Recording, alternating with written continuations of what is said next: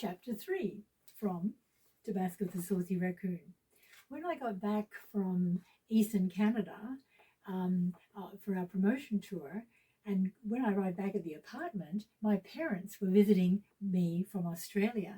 So we were all three going to be sharing the raccoon, sharing the apartment with a raccoon.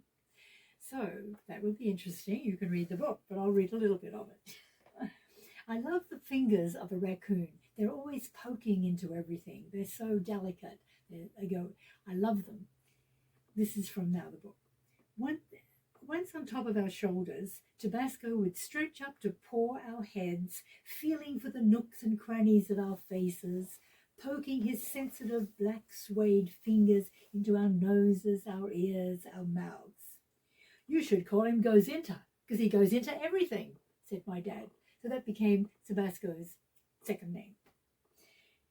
Dad had other names, though. When the raccoon latched onto the last of the grey hairs that lapped across his shiny dome, or when the little monster, as he called it, bit and tugged with his teeth and claws at his unprotected ears, the most printable of Dad's words was the rackety macaroon, because he made such a racket. But to be fair, when Dad was raked across his bald head by Tabasco's claws, he made just as much noise as the raccoon.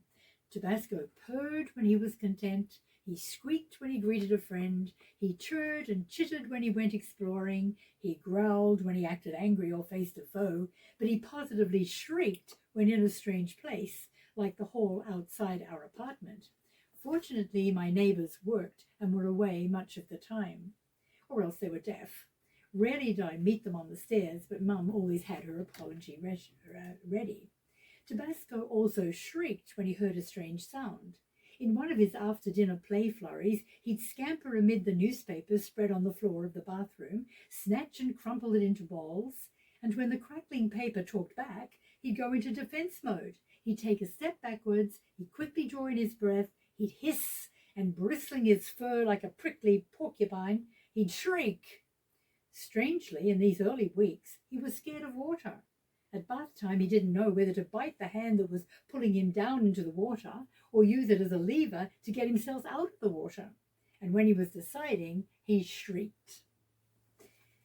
A bit more from chapter 3.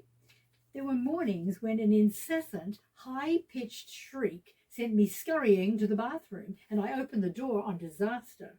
One day, I found that Tabasco had tugged the toilet roll from its holder, looped it around the pedestal, and now that he could stand up on his hind legs to reach the seat, he plopped what was left of the roll into the bowl.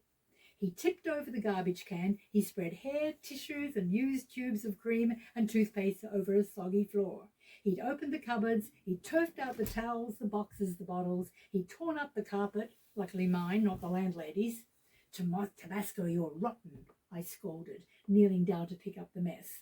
With a purr and a pleased squeak to be with me again, he reached up to touch my face, and I couldn't stay mad.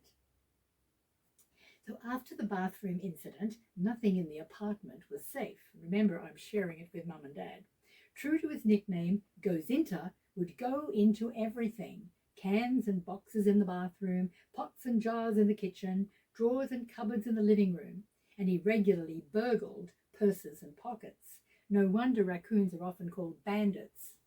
In those days before personal computers, I'd come back to the office to find a warm, furry body prowling my typewriter, sticking the keys together, pulling out reams of ribbon, plugging the spaces with erasers, paper clips, and thumbtacks.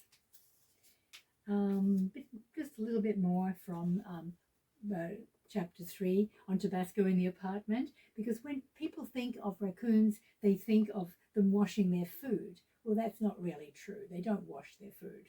They just look as if they are. Many people think that a raccoon washes its food. It's often seen scratching around underwater with its hands. And Procyon lotor is the Latin name that scientists know it. It means the washing dog. The French call it raton laveur, the washing rat. The Germans call it Waschcha, the washing bear.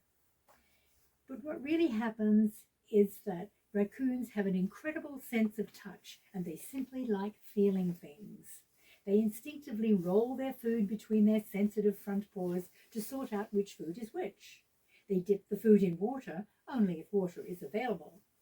One scientist discovered recently that raccoons in captivity seem to wash the food they are given as a way of recreating the washing habit of wild raccoons.